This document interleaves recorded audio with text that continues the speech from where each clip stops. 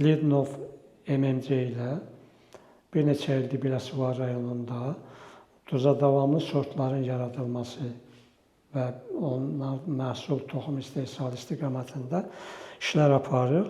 Bu illəri 2 sort, bir buğda, bir arpa sortu Lidnov MMC tərəfindən Aqrar Xidmətləri Agentliyinin, yəni bitki sortlarının sınağına təqdim olunması gözlənilir və biz ümidvarıq ki, bu sortlar gələcəkdə Respublikada öz adına layiq yerlər tutacaq. Çünki tədqiqatlarımız göstərir ki, həmin sortlar bir buğda, bir arpa sortu nəzərdə tutulub. Həmin sortlar bizim yerli sortlardan 3, 4, 5, 7 sentnerə qədər ayrı-ayrı illərdə məhsul verir və mən onu da qeyd edeyim ki, təcrübə qoyduğumuz sahədə torpağın duzluq dərəcəsi 0,8-1%. Yəni, belə bir duzlu şəraitdə hər bir sortdan gözlənilən məhsul almaq qeyri-mümkündür.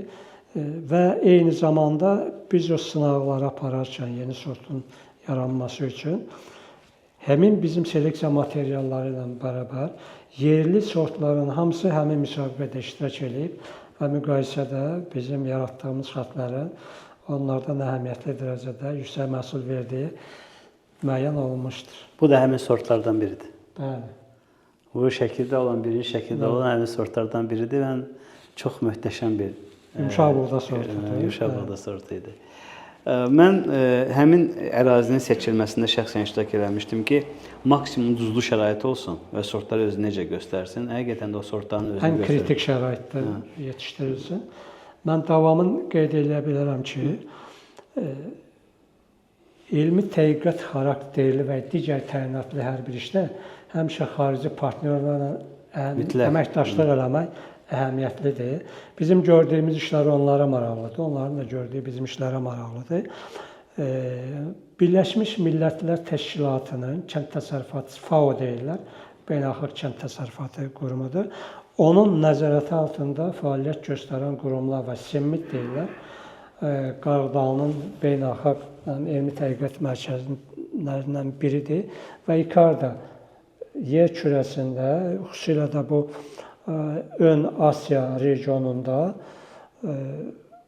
quraqlığa davamlı sortların, arpa, bəşbuğda sortların yaradılması istiqamətində onlar tədqiqat işləri aparırlar və yaratdığı sortları ya sabit formada, ya da qeyri-sabit formada elmi tədqiqat istiqamətində fəaliyyət göstərən qurumlara təmənnasız olaraq verirlər.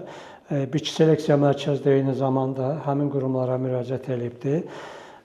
SİMİT-lə bizim rəsmi müqaviləmiz var. Onlardan minlərlə biz yumşaq buğda sortları deməyim, xətləri biz almışıq. Çünki onlar hələ sabitləşməyibdir. Həm xəstəliyə davamlılığına görə, həm məhsuldarlığına görə, həm keyfiyyətinə görə, həm yatmasına görə bütün əlamətləri üzrə biz həmin 2000-dən artıq materialın üzərində tədqiqat işləri aparırıq və 100-ə yaxın biz seleksiya materialı oradan seçmişik ki, onların üzərində gələcəkdə sort olması üçün müəyyən işlər aparırıq. Bizim ən böyük marağımızdan biri Respublikada bəş-buğda sahəsində seleksiya işlərinin gücləndirilməsi.